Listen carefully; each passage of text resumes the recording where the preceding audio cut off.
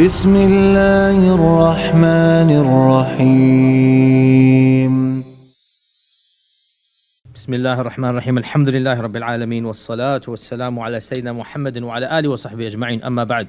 Inshallah ta'ala, today we will finish the battles of the reign of Umar ibn Khattab because I feel that we have been going too much into the history and kind of been sidetracked about what we were supposed to be doing, which is Umar ibn Khattab. At the same time, I realized that this is the one and only time that we're going to be going over these conquests, and so I thought that we should spend some time on it. Nonetheless, and I do give the disclaimer, and I've given it many times, that this is not a history class. This is the class about Umar ibn Khattab. But because these incidents took place in his khilafah, really we have to it is essential to at least go over it to a certain level. And in the end of the day, those that are interested should go beyond this series. Now today we will finish up. So we talked about the conquest of Sham, Syria. We talked about the conquest of North Africa, Egypt. And last week we started talking about the conquest of the Sassanid Empire. Today we will finish the Sassanid Empire, and that is basically the primary conquest of Umar ibn Khattab. And next week we'll move on to other issues about Umar ibn Khattab. So today we'll finish off what we had begun. And who can remind me, what did we do last week? Where are the note takers? What did we do last week? We did Qadisiyah, and we talked about the next major battle, which is going to be the conquest of which city? Today was what? We said that last week. The capital. And the capital is called Mada'in in Arabic, Ctesiphon in English. Okay, Ctesiphon in English, Mada'in. Now Ctesiphon was the capital city of the ancient Parthian and the Sassanid Empire. So it was the capital of Persian glory for over 800 years, from 250 BC to 650 CE, when the Muslims conquered it. So imagine you are going to conquer the capital of the Persian Empire that has been the most glorious and magnificent city. In fact, when the Muslims conquered Ctesiphon was the largest and the most populated city in the entire world at the time. It is not something that is a trivial matter. They are going to conquer the city that is now the most prestigious city of the entire world. And Ctesiphon today, as I mentioned last week, it is around 35 kilometers south of Baghdad. And to this day, if you go to that region, you can still see the remnants of the palace of Kisra and of the emperors, and it is called Taqi Kisra. It is still there to this day, and it is the largest man-made freestanding vault constructed in human history. It's a massive vault that goes more than 100 feet, 110 feet high, and it is a massive vault that has no other structure supporting it. So for that time and era, to not have something supporting it and it's so big, obviously it seems very magnificent. And in fact, it is one of the wonders, if you like, of the ancient world. And of course, that exact same structure has been standing for over 1,500 years. So imagine that structure even predates the Prophet ﷺ, and it is still present to this day. That very structure under which the Roman emperors basically the Persian emperors extended their audiences, they sat in their thrones. That very Taqi Kisra is still there to this day. And because the city was so old, it is literally over 1,000 years old, 800 of which it is the capital. Because it is so old, in fact, what had happened was that it was composed of many smaller settlements, each one of which had fortifications, and then there was a major fortification around the entire city. And that is why the Arabs call it Al-Mada'in, which is the plural of Medina, the many cities. Al-Mada'in, it was the many small cities, because it is the largest city. Imagine something like New York, it's not just one city, is it, right? You got Queens, you got Manhattan. Similarly, you can imagine that such a large congregation of people, it wasn't just one place, it was many smaller places, and each one of them have their encampment. And so after the victory at Qadisiyah, Umar ibn Khattab realized that he needed to march on to Ctesiphon, to Mada'in. So he commanded Sa'd ibn Abi Waqqas to basically go and move on to the capital, Ctesiphon, because with the conquest of the capital, then the rest of the empire can be considered to be won over. Obviously, you're going to capture the capital. It's a huge symbolic victory, and in fact, it will be very difficult for the Sassanids to regain after that, and that is exactly what happened. That after Qadisiyah was the great battle of Madain, Ctesiphon, and then there is one more battle we will do today, and that is basically the end of the Sassanid Empire. So the army began to march towards Ctesiphon. On the way, they conquered many of the other smaller cities. They conquered Babylon. Babylon is, of course, everybody has heard of Babylon. It is the most ancient civilization known to man. There is no civilization that predates the civilization of Babylon, Babil. And of Allah mentions in the Quran as well, بِبَابِلَ هَارُوتَ وَمَارُوتَ. That Babylon, they conquered it. And then they moved on to another city called Al-Qusa. And Al-Qusa was a great symbolic victory for the Muslims, because Al-Qusa was the area or the region or the land where the Emperor Nimrud had attempted to kill the Prophet Ibrahim alayhi salam. The fire that had been built at Al-Qusa. And to this day they say, I have never been there, they say that they know exactly the place. Allah knows best. But they say the place is still known to this day. The place where the fire was built and Ibrahim alayhi salam was attempted to be killed. We all know the story. This took place at Al-Qusa. So the Muslims conquered this land as well. And slowly but surely they kept on moving on until they made it to the river Tigris. And the river Tigris is where the capital was located. Ctesiphon was located on the banks of the river Tigris. Of course, the river Tigris is one of the two major rivers of the region. What is the other river? Euphrates, right? So Euphrates and Tigris are the two major rivers of that region. And Ctesiphon sits on the river Tigris. So when they made it to the river Tigris, on the other side of this massive river, that is where they could see Ctesiphon. And most likely, they reached the walls of Ctesiphon January 637 CE. Now, the city, of course, had great fortifications. It had many catapults. It had many other weapons, those things that they, not just catapults, but similar things to catapults. They call them ballistics, other things of this nature. Basically things that can trampoline off. They can throw heavy objects or throw fire or throw oil and gas or throw small sharp objects far distances. And the Muslims obviously by now are not the Muslims that have left Arabia. They have learnt much in the last few years. And they also have plenty of Persians who have converted over to Islam in their army. And they also have non-Muslim Persian converts, non-Muslim Persians who haven't converted, but they have converted politically, not religiously. Because in every civilization, there will always be people who don't like the current rulers, who don't like the leaders, and they're willing to side even with the enemies if it is against their leaders.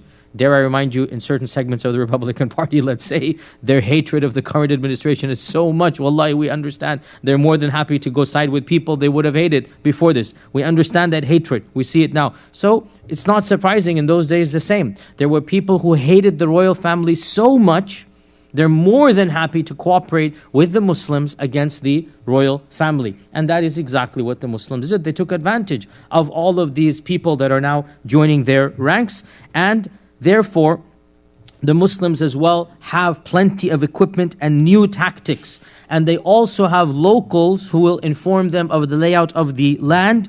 And most importantly, they have one amongst them whom they can trust with their life and limb. They can trust completely, and he is yet one of them. And that is Salman al-Farisi. Salman al-Farisi was a part of the conquests of Persia. And Salman al-Farisi, even though was too old to physically fight, he is now, we don't know his age, they say he died when he was 200 years old. Allah knows best, but clearly he is definitely at least 80, 90 years old. Bare minimum. No matter how you want to permutate that, he's got to be at least 80, 90 years old. For our era, 80, 90 is a lot. For their era, 80, 90 was almost unheard of. So Salman al-Farisi is now a part of the army, and even though he himself was too old to physically fight, Salman al-Farisi played a primary role as an interpreter, as a negotiator, as a diplomat, And while unfortunately we don't really know too many of the details because the books of history are sparse, it is very clear that Salman al-Farsi had a lot to do with the brains behind what's going on.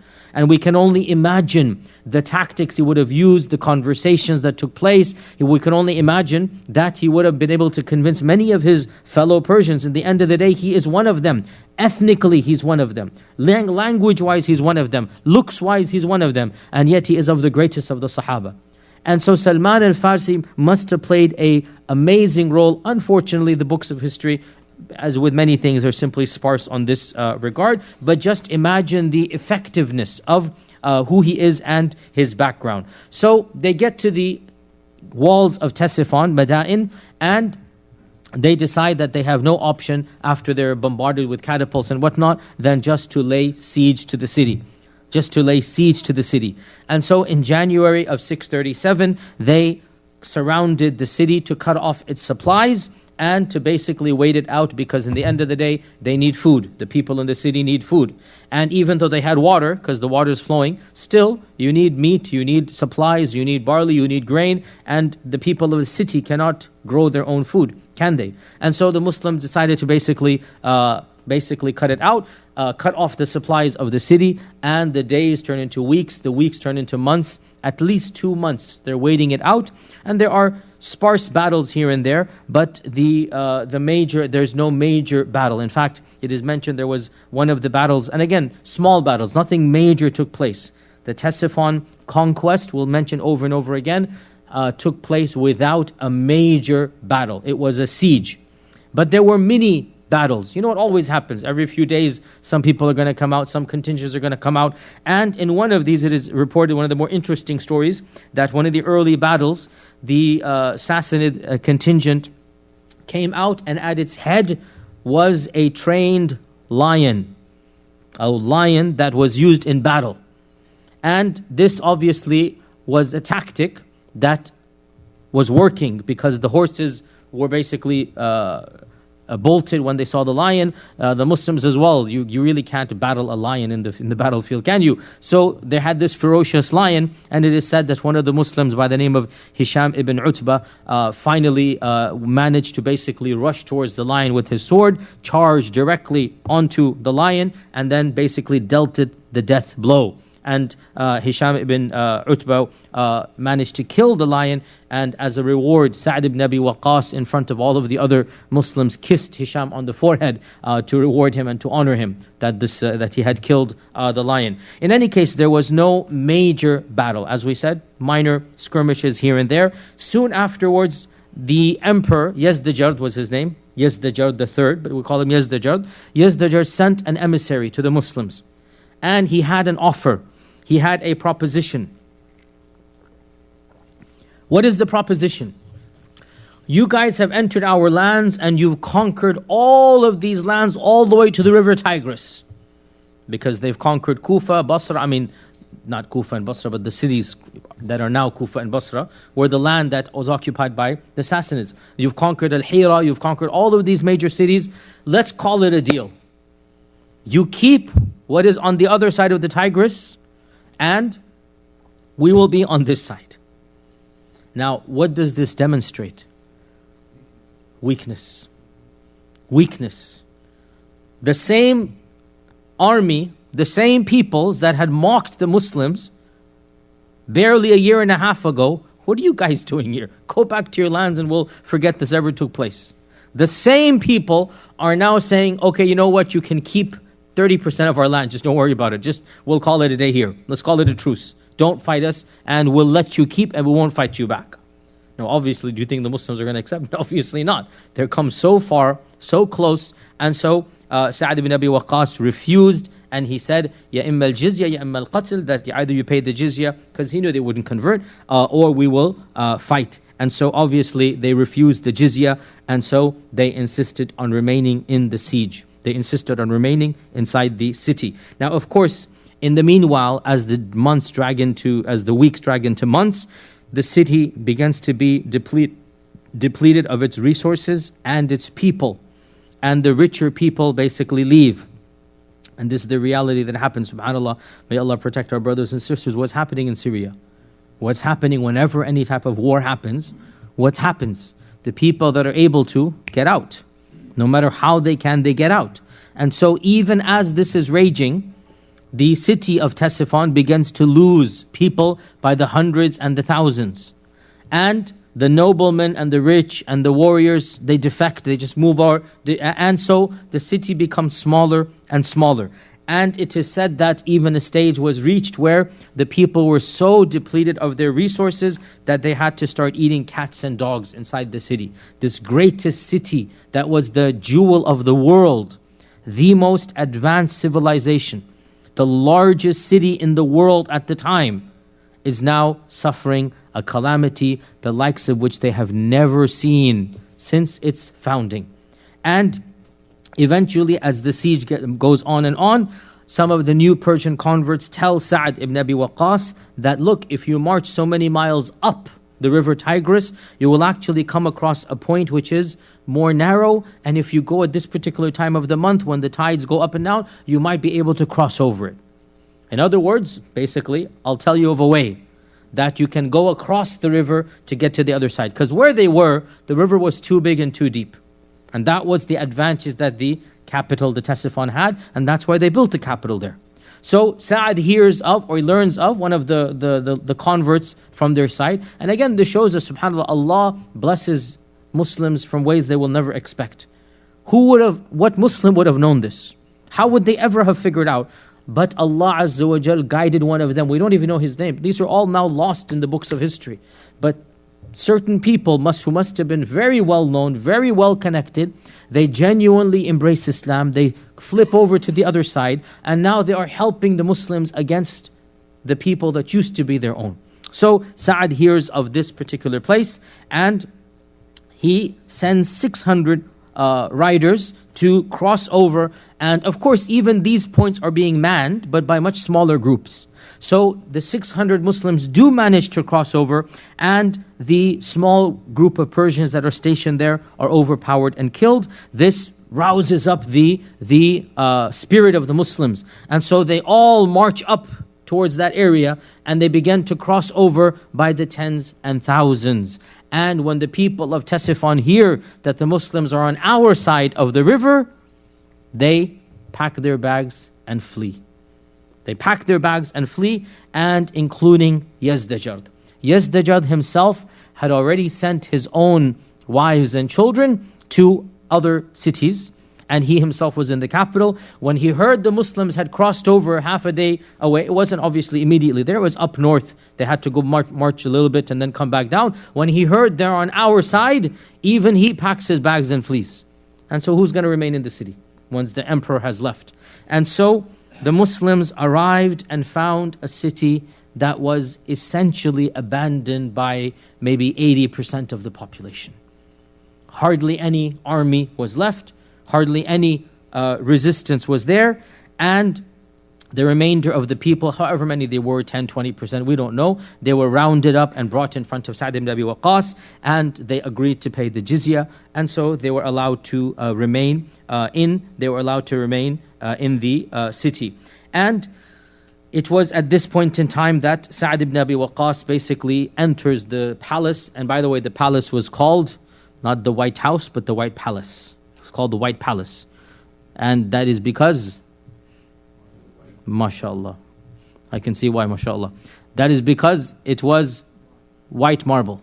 Okay, you forgot to mention the marble. It was the white color, and it was beautiful palace, mashallah. And as I said, still remnants of this day stand. And so he entered the White Palace, and he converted its massive hall, which was the splendor of the palace. He converted that into the masjid, where the Muslim army would pray, where Jum'ah would be given, where Salah would be basically led, until after a few months the actual masjid was built. Obviously the proper masjid. That palace became the masjid. Now, to be honest, words fail me in attempting to describe even my own emotions as to try to visualize that scene. I mean, I don't even know what to say. Even if you think about what's going on, if you try to understand the realities, just imagine the most beautiful palace in the world, the most powerful center of political authority in the entire world, the oldest capital of the world again, the center of the Persian civilization, the grandest pavilion that thousands of ambassadors from across the various civilizations were entertained by the Persian emperor. Imagine, if you like, the pillars, imagine the chandeliers, imagine the fountains, imagine all of this wealth. And who enters? Sa'd ibn Abi Waqqas, the same Sahabi who was one of the earliest converts to Islam, who was tortured and persecuted from the earliest batches, who participated in the hijrah, who was of the most gallant warriors of Badr, who was amongst the elite, who was defending the Prophet ﷺ in the battle of Uhud, so much so that the Prophet ﷺ said, "Irmi ya Sa'd fidaka abi wa ummi." This is that Sa'd, when he is throwing his spear, his bow and arrow, in front of the Prophet ﷺ, protecting the Prophet ﷺ at Uhud. Wallahi, the mind just boggles, my tongue becomes silent. I don't know how to even describe my own emotions. That Sa'd just walks in without a fight. And the keys of the greatest palace in the world are his for the taking. And that magnificent pavilion that Allah knows had witnessed how much grandeur, splendor, drunkenness, fahisha. Now what is happening in that very palace, that very room? The adhan is being called, Jumu'ah is being given, the 5 daily salawat. And that very Sahabi whom the Prophet ﷺ promised Jannah, because Sa'd is one of the 10. Sa'd is one of the 10. That very Sahabi, even though he's promised Jannah, he is already sitting literally on the throne of Khusro Parvez. Literally the throne. Of course, the current emperor is Yazdajad, but Khusro was the one who made the grandeur. The palace was before Khusro's time, but it is known as Khusro's palace. This is the same Khusro that the Prophet ﷺ wrote the letter to. That's where he was. And Sa'd ibn Abi Waqqas is now in that very room, on that very chair. Honestly, just imagine that civilization now. And this is so symbolic of the conquest of Islam. This really summarizes how quickly, from where to where. This is the same Sa'd. He is worried for his life in Mecca, and now he is on the throne of the Kisra of the Sassanid Empire. Wallahi, what other civilization can we say this happened? So quick, so fast, and zero corruption. This is the beauty that only Islam can claim. The heart of Sa'd is the same Sa'd that was the Sa'd of 40, 50 years ago.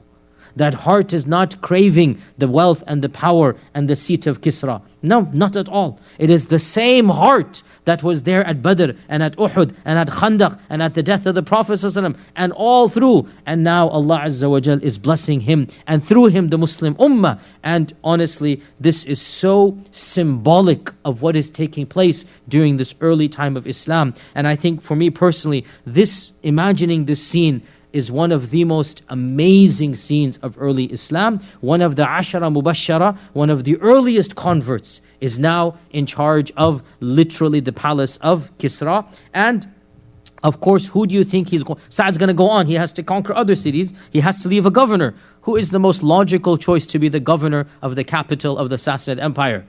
Salman al-Farisi. And another amazing snapshot.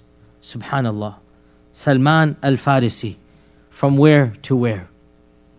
From where to where? Wallahi, again, one of those just bizarre, we shouldn't call it ironies, it's qadr. But still, it is ironic from our perspective. It is the beautiful irony. It is the sunnah of Allah subhanahu wa ta'ala. Who is Salman al-Farisi? He was the one who was tortured as a young child, sold into slavery. Remember the story. He was deceived and sold into slavery. Why? Because he wanted to meet Rasulullah sallallahu alayhi wasallam. He left his land because he loved a person he hadn't even seen, Rasulullah sallallahu alayhi wasallam. He left his people and his civilization because he wanted to meet the one whom Allah had promised to send. And how does Allah bless him? How does Allah reward him? 50 years later, he comes back, 80, 90 years old, and he is now given the governorship of the very civilization he left. The capital is now his, and he remains as the governor until he dies in the time of Uthman ibn Affan. Salman al-Farisi, wallahi, just one of those amazing snapshots again of from where to where. This is how Allah rewards. He gave up his people for the sake of Allah. Allah gave him all of his civilization back and said, Yallah, this is yours because you gave it up. So again, one of those amazing snapshots of Islam as well. And of course, by the conquering of the capital, Ctesiphon, it was after these conquests that, of course, Sa'd ibn Abi Waqqas sends all of the booty and the goods to of Khusro. Because again, even though Yazdajerd is the emperor, so Khusro's personal items are in this very palace, obviously, right? The very clothes that Khusro used to wear. You know, in every society, the king's goods are kept. Even to this day, you go to England, you find all of the kings and queens, their jewelry. You go to Scandinavia, Norway, their jewelry and whatnot for thousands of years. You still see it. So this was the palace where Khusro's belongings were kept. And so Umar Ibn Khattab received massive amounts of gold and silver and jewelry and wealth, untold wealth. And this was perhaps the largest ghanima that Umar's time had ever seen, with the conquest of Madain, because obviously this is the capital. How much can Yazdajir take when he flees? He takes whatever he can. The rest is all left in the treasury. And Islamic Sharia says that every battle, 1/5 of it will go to the Baytul Mal. Okay, this is the Sharia of Islam. 4/5 is distributed to the people who are fighting, and 1/5 of it is sent to the Baytul Mal. And so Sa'd ibn Abi Waqqas calculates how much, and the best of the best, and especially Khusro's personal effects and his sword and his bracelets, as we know in the story and everything, that is when he sends it to Umar ibn Khattab. And Umar ibn Khattab, he came into the masjid when the treasures had arrived, and the entire masjid is just full up until the height of men. It is full of all of these treasures and trinkets and jewelry. And Umar ibn Khattab said, any group that is as trustworthy in returning this amount to me is certainly a trustworthy group. Meaning, how can anybody be so trustworthy that this amount is coming without any armed guards? Nobody's forcing anybody. There's no security station. What a civilization that was. This is what amana brings. Any group that can send this to me is truly a trustworthy group.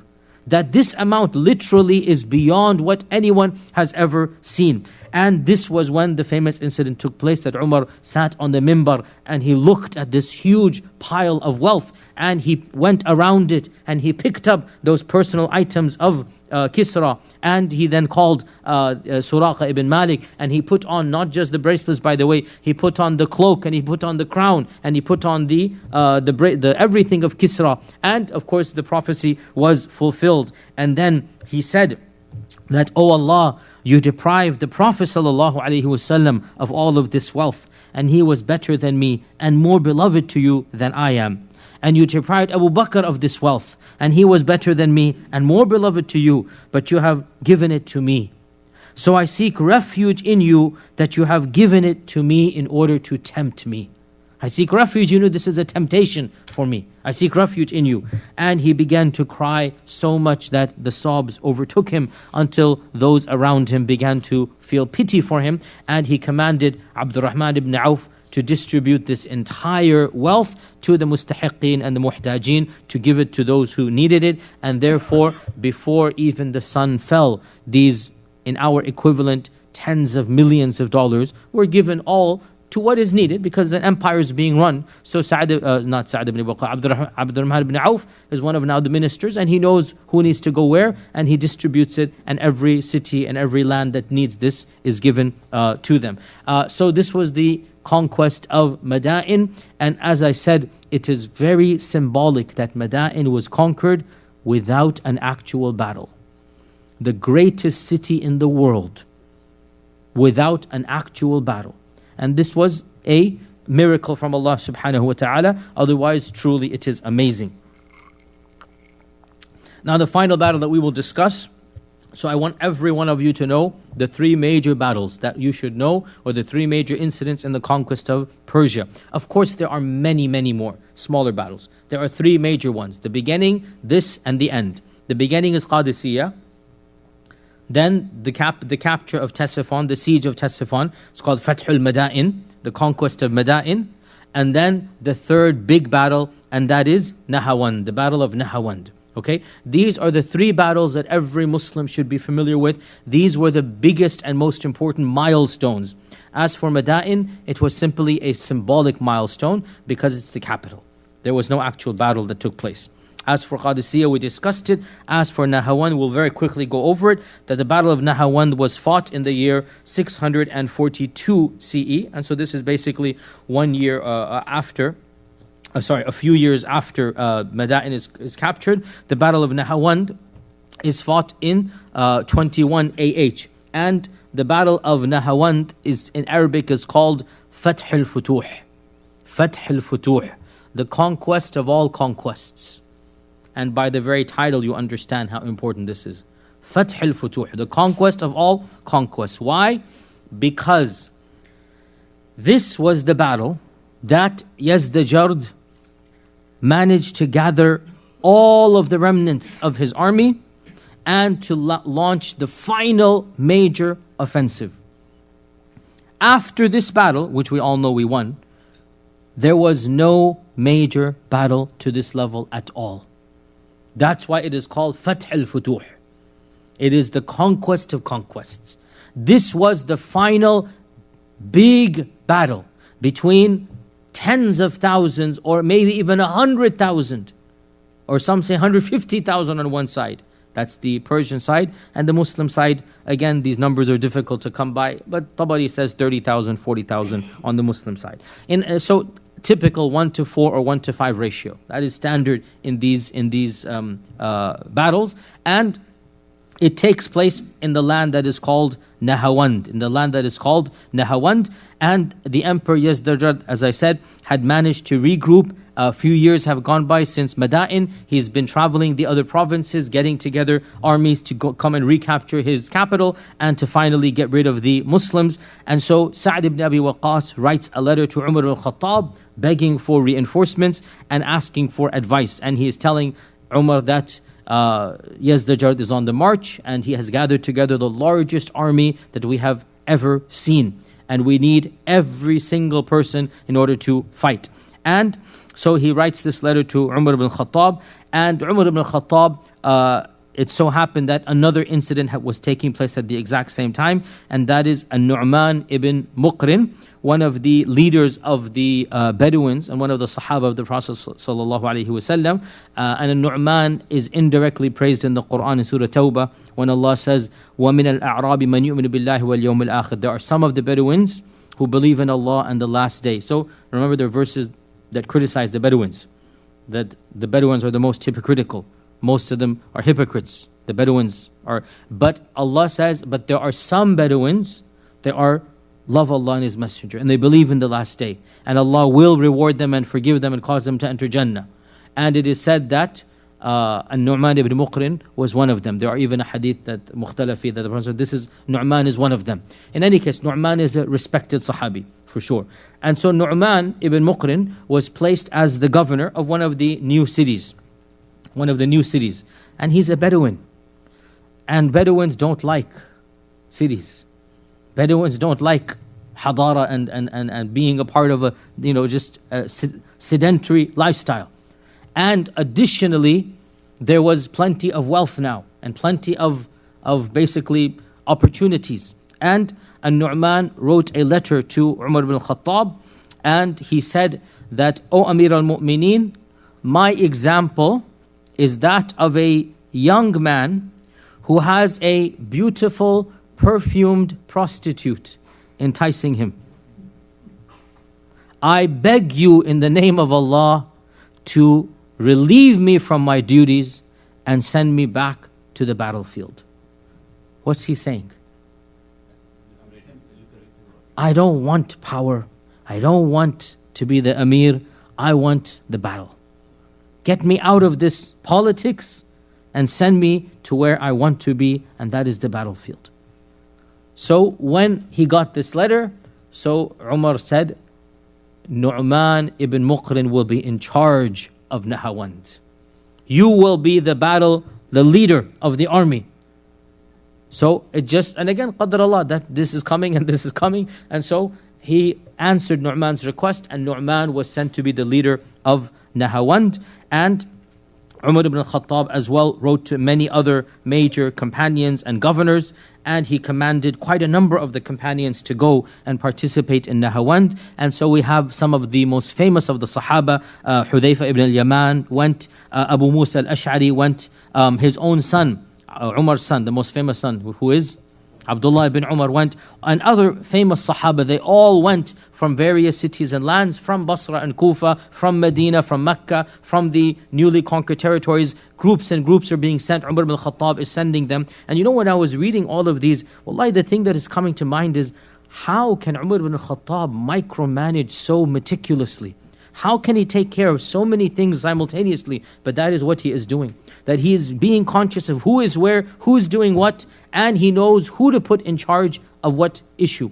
And he knows how many troops to request from every garrison and from every city. And all of this without keeping track and record. It's all in his mind. Truly an amazing persona. So he wrote to all of these Sahaba, and he wrote to every city to send so and so and so and so, until finally around perhaps 30,000 people gather towards the land, the city of Nahawand. Now, the Persians were the ones who had chosen the city. They knew exactly where they wanted to fight. By the way, Nahawand is still standing to this day. The city Nahawand is one of the most ancient cities of Iran. It is still a very beautiful, very well-known city. And of course, Nahawand is also known, by the way, for its maqam. They have music and poetry, and they have a rhythm, Nahawand. And so one of the famous rhythms called maqamat is called Maqam al-Nahawand. And it is a very beautiful one, and some of the famous qurra that all of you like to listen to, they recite in a maqam that is called Nahawand. It is called Nahawand after the same city, because the city was an area of civilization, and they were known for their melody. What do you call the musical tones? Whatever it is, I don't know the musical terms. You know the musical. There's a scales. What? Notes, whatever. There's a certain pattern that is how you recite Arabic poetry, and the people of Nahawand had a certain rhythm or pattern, and they were known for this, and that is why there is a maqam called Maqam al-Nahawand, and it's well known. And when we had the Qari 2 or 3 Ramadans ago, he recited sometimes in Nahawand. He said this is what he liked. In any case, so this is the same city of Nahawand. Why did they choose Nahawand? Because Nahawand was the most heavily fortified city that had not yet been conquered. It had massive walls, few feet thick, and most significantly, it had a huge moat dug around the city. Now, why was this? Because Nahawand was a fortress city. It was used in the ancient Persian times. I mean, from the time of Xerxes, who's like one of the most ancient Parthian kings. So he used this as one of the cities to fight against the Romans and the Turks from. So this was a fortress garrison city, and it was heavily protected. And the Persians or the Sassanids knew that we need to now basically get rid of the Muslims once and for all. So they had stocked the city with plenty of supplies, because they realized from the Battle of Ctesiphon that sieges, the Muslims have a lot of patience and they will remain and eke it out. And so they stocked the city with supplies to last them for at least a year. And the city is known for not just its walls and its moats, its catapults as well. Again, it is a city that was used historically in many battles from the time of the Parthians. And it was used also by Khusro as well for a major battle in his time. And so Nahawand was chosen by Yazdajad to basically intentionally be the final battleground. And the Muslims attempted, once they got to the city, to make some headway. But again, you cannot fight against a walled fortress that has a moat, that has catapults. They they really could not do much. And once again, they decided to wait in a siege. But this did not work this time because supplies were plenty. Supplies were plenty. And the Muslims were getting a little bit frustrated what exactly can be done. And here it appears that they resorted to a tactic. And we know that al-harbu khid'ah, or as the famous Chinese military tactician Sun Tzu said, deception is...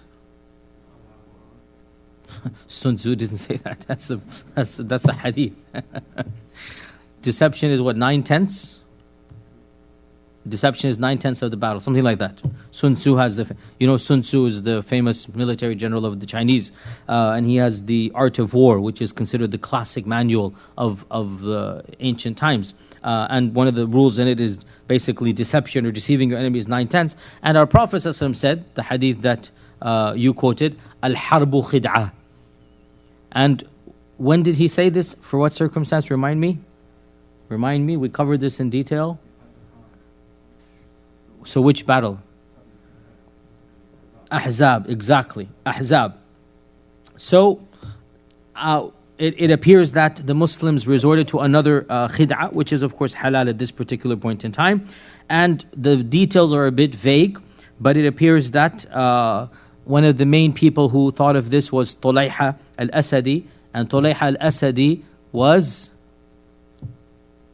Who is Tulayha? No.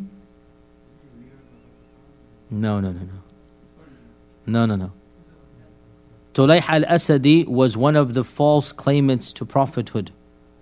We talked about him in the time of Abu Bakr as-Siddiq. And he was the only one who publicly repented and who was forgiven because of circumstances we mentioned. He claimed to be a prophet, one of the false claimants, right, to be a prophet. And then in the time of Abu Bakr as-Siddiq, he publicly repented before he was captured, and he re-accepted Islam, and he became a good Muslim. And in this battle and in a number of battles in the conquest of Persia, he demonstrated his iman over and over again. So that is why he is considered a noble, Muslim, because he showed his sincerity in this regard. So the tactic, by the way, is really not mentioned that explicitly. There's a lot of controversy what exactly it was, but it appears, one theory appears, that the rumor was spread that Umar had died, and the Muslims were appearing to panic and pack their bags and leave. So the books are vague, and that is why we don't know too much. But whatever it was, to trick 30,000 people, 150 are on the other side, to trick 150,000 people and to coordinate a plot amongst 30,000 truly is a feat of art. But that's in essence what happened. That whatever was the ruse, there seemed to be this mass departure of the Muslims, and the Persians were convinced that Umar had died, and they decided to go out and attack the remaining Muslims, because now there was only a small group there. And of course, this was the ruse. These remaining Muslims appeared to flee in panic, and more Sassanids came out until finally they all are racing behind. And of course, there's a lot of loss of life amongst the Muslims. This was a very, very bloody battle because it was a decoy. And whoever is in the decoy, you know what's going to happen to them. Okay, so it was a very brave stand, very courageous, and it was also just truly an amazing tactician's feat that took place here. And the Muslims continued to basically pretend to flee until they reached an area that was pre-planned, and that is where tens of thousands of Muslims had already been stationed behind the scenes, unaware to the Persians. So when the Persians came, then the Muslims came out. It was basically a trap. And it worked. Hook, line, and sinker, the Persians fell for it. And it is said that over 20 or 30,000 Persians lost their lives. Imagine, 20, 30,000. The victory was stupendous. So, Fath al-Futuh, Nahawand it's also called, turned out to be the greatest victory. Qadisiyya was great because it was the first, because it was such a miracle. Nahawand was great because of sheer quantity, because of the victory, because of the quantity of the Persians that had been killed. And after this, Yazdajerd was never ever able to summon that type of force ever again. Yes, there were smaller skirmishes for the next decade or so, but less than a decade, but never could 150,000, never could his primary generals. After this, it was as if their backbone snapped into two, and they could never muster. They lost their capital. A few years later, this Fath al-Futuh takes place, and that is that, the end really of Sassanid glory. As for An-Nu'man, the leader, An-Nu'man made a dua to Allah subhanahu wa ta'ala right before charging at the end of the trap. He was leading the trap. Right before charging, and he said, "Oh Allah, I ask you that today you give me my shahada, and today you give the Muslims the biggest victory for Islam and the Muslims. Give it today. I want you to accept my soul and have my soul be witness to the biggest victory for Islam and the Muslims." And indeed, he was wounded on the battlefield severely, and he passed away on the battlefield, but at the end of the battle. And he heard of the good news as he's bleeding to death on the battlefield. He hears that the Muslims have won, and the last thing that he says is, "Go tell Umar that Allah has given us victory. Go tell Umar al-Khattab that Allah has given us victory." And he appointed on his, not even deathbed, he's on the battlefield, whatever you want to call it, in his lap, he appoints Hudayfa ibn al-Yaman to take charge after this. And so Hudayfa basically becomes the next leader of the army. And other battles take place after this, but none of them even come close to Nahawand. And the Muslims began conquering many of the smaller cities and provinces one after the other, and each time there is a fight. But here now the table has turned. The Muslims have 15, 20, 30,000, and the Persians are all scattered in their various cities. And so Hamadan and Jurjan and Khorasan in 22 Hijrah, Ar-Ray in 23 Hijrah. Another army is sent to Azerbaijan, which is finished in the time of Uthman, but it begins in the time of Umar in 22 Hijrah. By the way, so for us of our blood in this audience, Umar Ibn Khattab also sends the first Muslim army to India, to Makran, to Sindh, basically, right? And the interesting story takes place here that he actually, the army is under the command of Al-Hakam ibn Amr, and Al-Hakam ibn Amr fights one of the local lords, the Hindu Rajputs over there, and actually wins some military victories, and he makes it to the Indus River. He makes it to the Indus River, but he sends an envoy back to Umar al-Khattab. And this envoy, it is said his name was Suhar. And when this envoy entered to the presence of Umar, Umar al-Khattab asked him, "What is this land of India? What is this land of that you have conquered of Makran? Tell me about it." And so Suhar responded, "Ya Amir al-Mu'mineen, أرض سهلها جبل وماؤها وشل وتمرها دقل وعدوها بطل وخيرها قليل وشرها طويل والكثير بها قليل والقليل بها ضائع وما وراءها شر منها." In other words, he gave some very dense rap, dense poetry. And so Umar ibn Khattab said, "Are you a poet or are you a messenger? What are you?" Now this translates as, "O Amir al-Mu'mineen, this is a land, sahluha jabal. Its flat land is mountainous.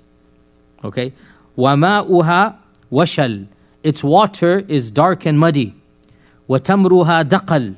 Its tamr is basically the worst, like very, very, there's no dates. The tamr is very dates. وَعَدُوُّهَا بَطَل. And the enemies that were fighting are warriors. وَخَيْرُهَا قَلِيل. Very little khayr, right? وَشَرُّهَا طَوِيل. Okay? The evil is very big in it, okay? And even this وَالْقَلِيلُ بِهَا ضَائِعٌ. And even the good that in it is very lost and not, it's scattered. And what is beyond what we have conquered is even worse than what we have conquered. Okay? And so Umar said, if that is the case, then stop and come back. Forget about it. And so Pakistan had to wait 1,300 something years. That was a joke. The point being, Umar called back the army, and it was only the time of Uthman that another army was sent. That too was called back. And then in the time of Muawiyah, a third was sent, and that kind of established a somewhat permanent base. And then eventually there was the land of Multan. Subhanallah, I know this. Which one? No, Muhammad al-Qasim, yes, but what's the other city called? There's two cities that were established. Still in Pakistan, the remnants are still there. Which one? No. I know this. I wrote a whole paper on it. I know. I sent this before when I mentioned it. No, there was two cities. Yeah, that was also one of the earlier cities, but not. So there were two very ancient cities, and the remnants, by the way, are still around to this day. I'll have to look it up myself. But the remnants are still around to this day. The remnants of those original cities, and they're still in Pakistan, in Sindh province to this day. And they are archaeological sites, not in Karachi, not Karachi. Okay? Close to it. These are close to it. These are cities in Sindh, and to this day, there's lands are there. And I wrote a paper, the Habbarid dynasty. I remember the paper I wrote. The Habbarid dynasty was established over there, and I mentioned that this is... Anyway, that was a different story. The point is, Umar ibn Khattab got to India, what is now Pakistan. He got to that region of Sindh, but they decided to come back. And then Uthman again, and then Muawiyah as well. In any case, so let's finish up our Sassanid, and this is the final, as we said, the final class about military conquest of Umar ibn Khattab. Next week we'll continue other things about Umar ibn Khattab, and maybe even finish and move on to Uthman after that. We'll see, inshallah. But no more military about Umar ibn Khattab. So the conquest of the Sassanid Empire continued for another decade or so. And finally, in December of 651 CE, during the first or second year of the reign of Uthman ibn Affan, the Emperor Yazdajard was eventually killed. And with his death, the rule of the Sassanid Empire came to an end. Over 750 years of Sassanid rule, and before that, over 600 years of Parthian rule, and so over a millennia of Persian glory came to an end because of the Sahabatul Kiram, because of the Khulafa al-Rashidun. And as I said over and over again, this military conquest truly represents the pinnacle of Islamic conquests. The Khulafa did a lot against the Byzantines, but they didn't eliminate them. As for the Sassanids, they eliminated them. And they couldn't eliminate the Byzantines because our Prophet said that. Our Prophet said that Heraclius honored my letter, Allah will give his kingdom some honor for a while. And Khusro tore my letter up, Allah will tear his kingdom up like he tore my letter up. So they couldn't eliminate the Byzantines, but they indeed eliminated the Persian Empire. And by the way, the story of the death of Yazdajard is also one of those absolutely amazing twists of human history, one of those tragedies. Well, it's not a tragedy, meaning we're happy at it, but still, nonetheless, at some level, it's a tragedy from where to where. That Yazdajard, after the defeat of Nahawand, he kept on going from one province to another, trying to fight the Muslims over and over again for the next. So Nahawand takes place 642, he dies in 651. So for the next 9 years, Yazdajard is going from village to village, town to town, and he does put up maybe at least 6 or 7 other smaller battles, until finally he keeps on having to flee more further eastward, inland, away from Ctesiphon, and he ventures into smaller areas with smaller armies and entourages until more and more of his own people abandon him. And eventually he is entering the final frontiers of his kingdom with only a handful of men. And the only power that he has is the name of him and his father. That's it. He has no other power, no army, no wealth. And he barges in thinking that these mini governors are going to kiss his hand and feet. But subhanAllah, this is qadar Allah. This shows you how much power these people have. That 10 years ago, if Yazdajad had given them even some attention, they would have jumped up for joy. Now Yazdajad comes into their palaces and they couldn't care less about him. None of them helped him. Some of them outright refused and said, get out, we have nothing to do with you. These are the same people, the same Iranian Persians that swore him loyalty, right? But now the tables are turning. And who is Yazdajad? And what power does Yazdajad have? All of this illusion of power that people have, wallahi, is just because of the temporary. It's not coming from the heart. And this is the difference between Islam and between every other system. The respect that we give to our Prophet ﷺ, it comes from the heart. The izzah that the Sahaba gave to, and the Muslims gave to the Sahaba, it comes from the heart. And as for Yazdajad and the glory that he had, it was just because he had an iron fist. And when the iron fist fell, all of his glory fell with it. So this guy who is the emperor of Rome is now begging for handouts. Literally, give me some money, give me some army, and one governor after another. And even as he's traveling, more and more of his entourage abandons him, until finally, to make a long story short, so the final city that he goes into, the governor rudely tells him to get out. Literally tells him to leave. I'm not going to help you at all. And he is abandoned completely by everybody. So he has to disguise himself as a common man for fear that somebody might harm him. And he wears the garment and the cloaks of the common folk. And he enters the city of Maru, which is a famous Iranian city to this day. He enters the city of Maru as a complete stranger, anonymous person. And he's begging for food and shelter. And he finds a miller, somebody who's basically grinding and miller. And this miller was also basically a thug, an evil person. And the miller befriended him, said, I'll take care of you, don't worry, come and sleep at my place and you can be a guest. And he has no clue who the person is. And he kills Yazdajad in his own house.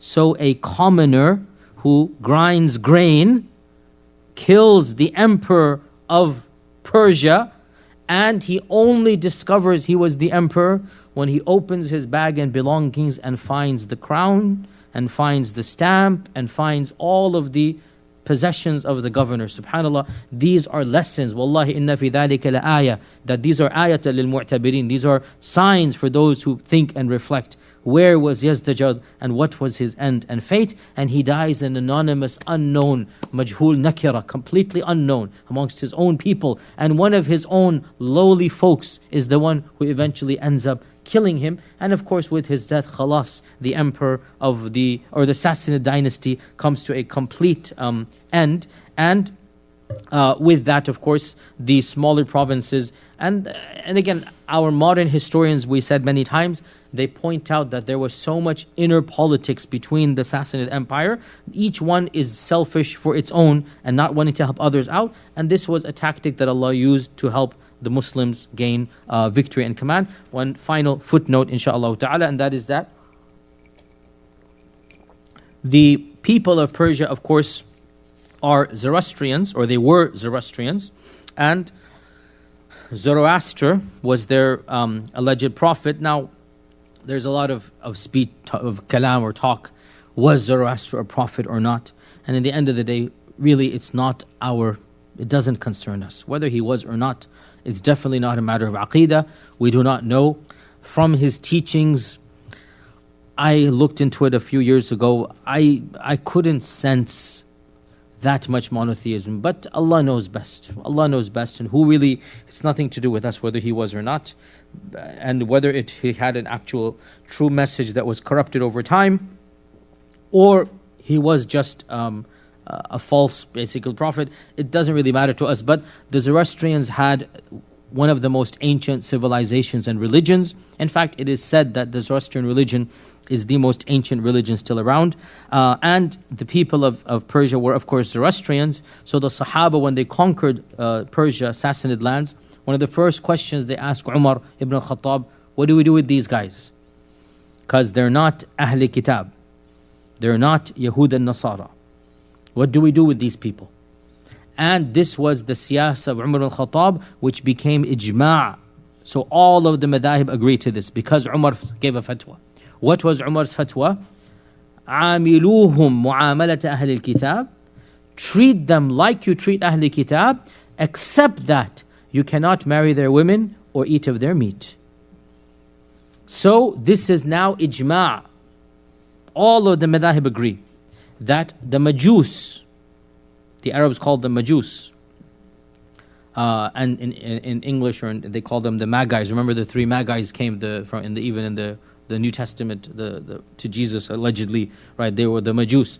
The Majus, or the Zoroastrians, by unanimous consensus of all of the madhahib, they are allowed to pay jizya and live amongst Muslims and practice their laws inside of their own communes, and they will be left alone, but they will not be allowed. Muslim men cannot marry their women, and their dhaba'ih is not halal for us. This is by unanimous consensus. Now, by the way, interesting point as well. Based on this, the Hanafi madhab said, this should be the case with every other religion as well.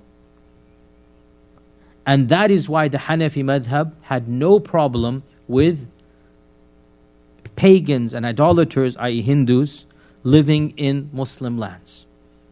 Because the Hanafi madhab allows any faith.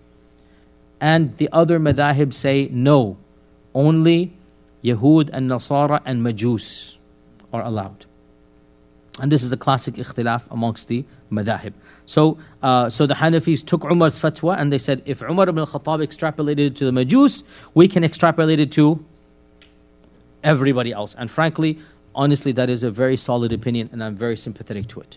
Okay, it seems to make the most sense that when Umar is saying, treat them like Ahli Kitab, except that you cannot marry and you cannot have of their food, what he is saying is, they're allowed to live, and they have the same freedoms, and they pay the jizya, and they can follow their own sharia in their own gatherings. And the Hanafi madhab, in my opinion, has a very strong point that is it makes a lot of sense. Now, it is true to point out that perhaps the Majus were not treated as nicely as the Yahud and Nasara were.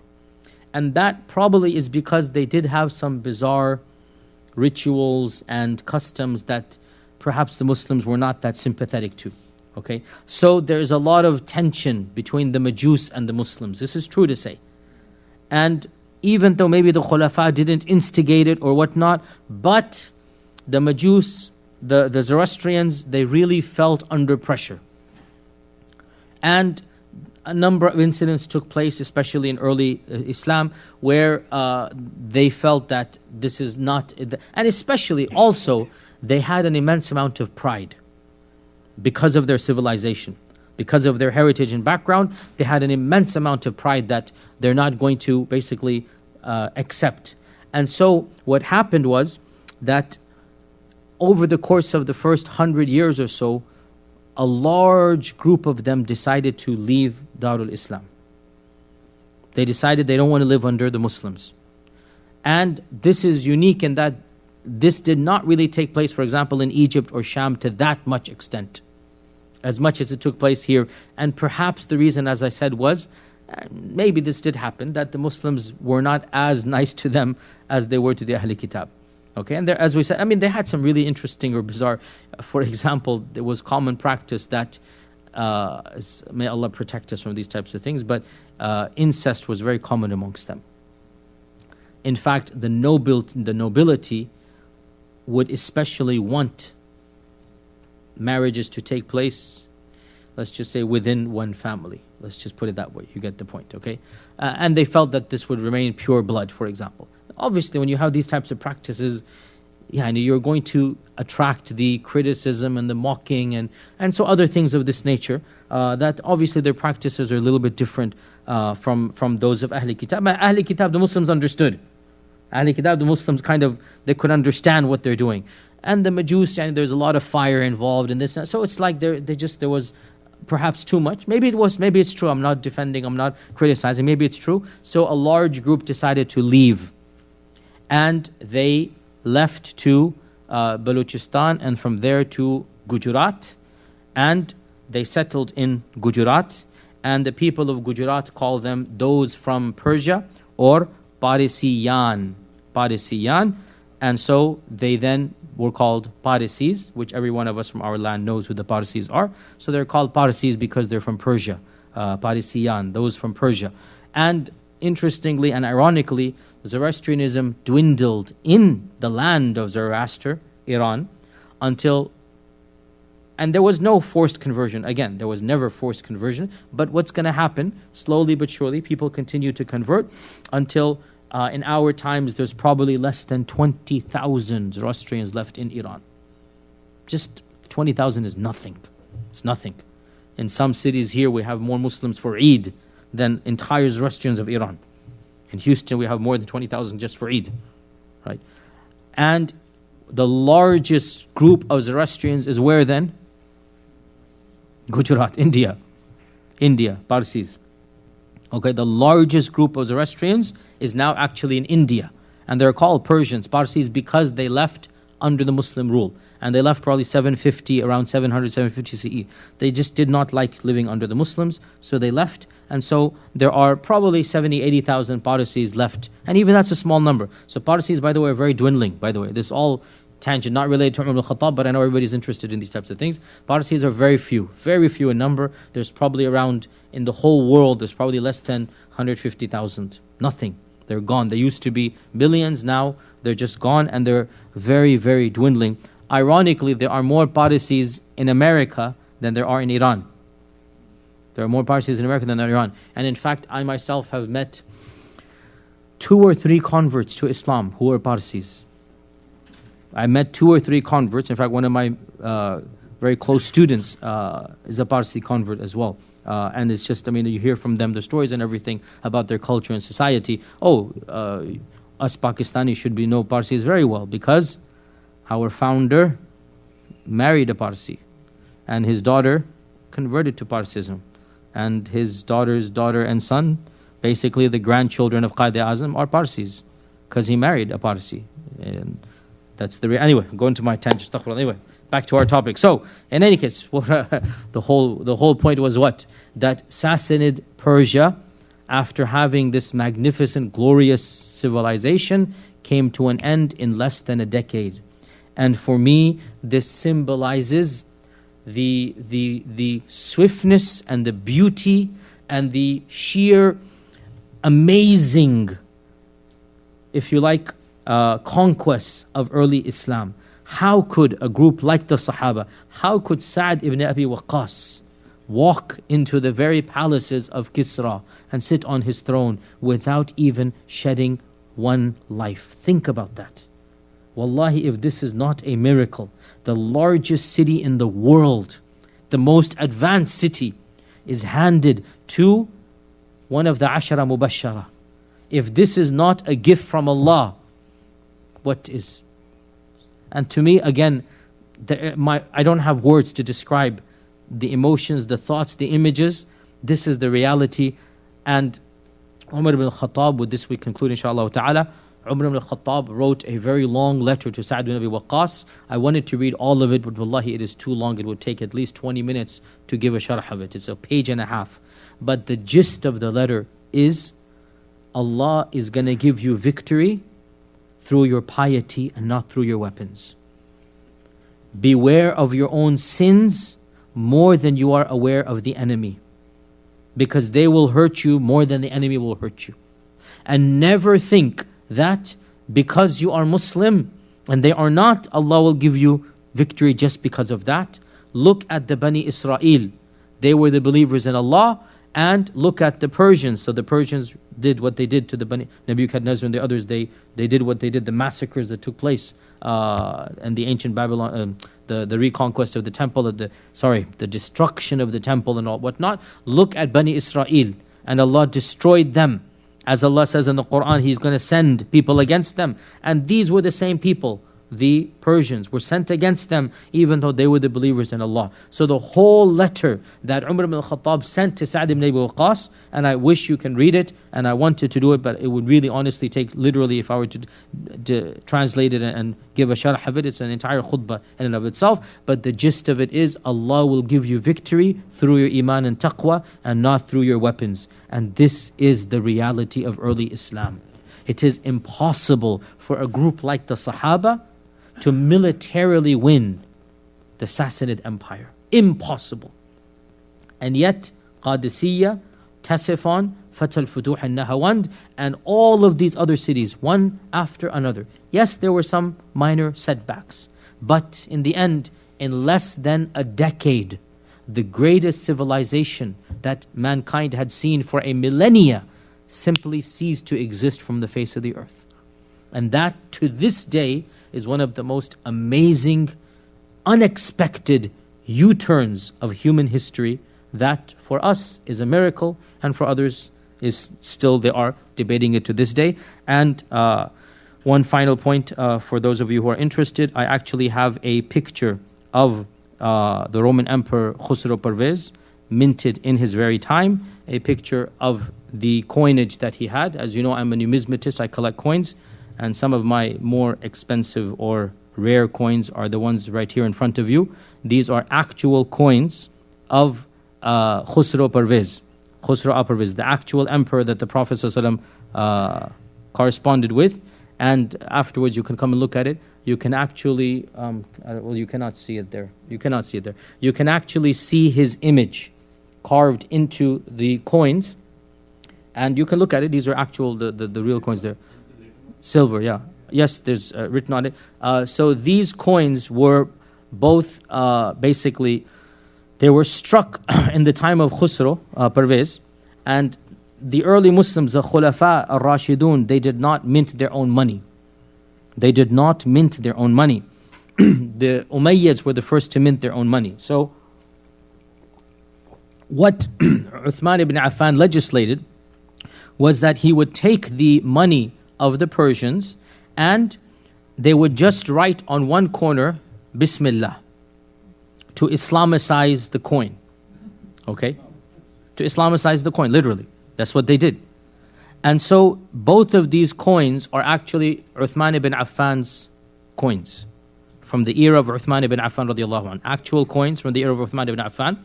And these coins were minted by Khusro, and Uthman ibn Affan basically in his era they were taken, and the Muslims basically added some silver and wrote Bismillah. So you can clearly see. You cannot see it. Okay. You can? Who's going to zoom in? Are you going to zoom in? I don't know if you can zoom in. Rusli, I don't know if you can zoom in or not. Okay. Okay, where my finger is, you can see Bismillah. Right where my finger is, right above it. And for those of you who want, you can come afterwards and look at it afterwards, okay? After the salah. Where else are we going to? Anyway, I trust every one of you. Like Umar Ibn Khattab trusted Sa'd ibn, well, not that much, but still, to a certain extent, I trust all of you, inshallah ta'ala. So these are coins. I actually wanted to get a coin of Yazdajard, but they are much more rare. Why are they much more rare than the coins of Khusro? These are rare, these are obviously rare, but the coins of Yazdajard are even more rare. Why? No, not no one wanted it. Huh? Shorter time, civil war going on. He has to run everywhere, right? He doesn't have time to mint coins, okay? So there are coins of Yazdajad on sale, but a little bit above my budget as of yet. So when any of you wants to give me something, I'll tell you where to buy the coins of Yazdajad, inshallah ta'ala. And it depends. I mean, and the prices vary immensely. But these ones are less than 1,000. These ones, okay? I didn't get, so there are ones that are even more expensive than these, obviously. But so it depends which one and the minting and the year. So this one that I have over here, 1 second. Well, they keep on going up and down in value. This one is in the year 30 Hijrah, and this one is 25 Hijrah. This one is 25 Hijrah. This is one of the earliest coins that I have. One of the earliest coins that I have is this one, 25 Hijrah. Most of my coins, I specialize in the early Umayyad. So I have hundreds of early Umayyad coins. I specialize in the Umayyads and also the Umayyads of Andalus. I have some of the Umayyads of Andalus as well. But I also have some of what are called the Arab Sassanid coins. These are the Arab Sassanid coins. I also have, by the way, some pure pre-Islamic Sassanid coins as well, and those are cheaper, because what is really expensive are the Islamic Sassanid coins, which is this one. Okay, this is like 5 times more expensive. You can get a coin of Khusro, maybe 1/3 or 1/4 or 1/5 of the price of these ones, if it doesn't have Bismillah on it. Because Khusro was, I don't know, 35 years in power, thousands and thousands or tens of thousands of coins. So, but these ones with the Bismillah, that's where you get the market obviously much more, because I mean, I'm not interested in Khusro without, but what I find very interesting personally, you can actually see Khusro. Again, you cannot see it from there. You can see Khusro on here. He is carved out as an image here. This is Khusro. And Yazdajard, you can also see him. I don't have it personally, but I know what it looks like. And Yazdajard is beardless. Khusro is an old man on this coin. Yazdajard is beardless, young kid. So it's interesting to see the contrast between the two, inshallah ta'ala. In any case, inshallah, next Wednesday, we will be doing maybe the final, we'll see. I'll see how it goes, but we'll be finishing up Umar Ibn Khattab, and then we'll take a bit of a break for the Thanksgiving, and then come back. So next Wednesday will be the final, and then take a bit of break for Thanksgiving, and then come back, inshallah ta'ala, for a few more weeks in December, and then I'm going for an Umrah trip. So we're going to have intermittent, inshallah ta'ala.